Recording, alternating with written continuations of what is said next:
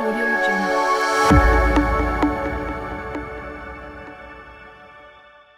Do you have any tips or strategies for women looking to get into the business?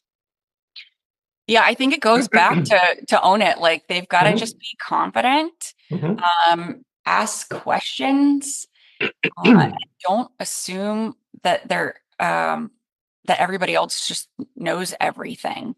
Mhm, You know, it's great to ask questions and do your research, educate yourself.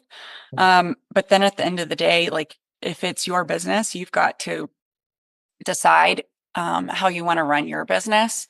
mhm, Even though, I've been in this industry a long time, when we were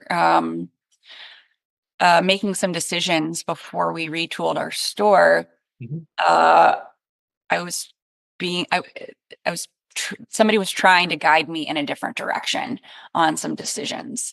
And Okay. I really had to push back.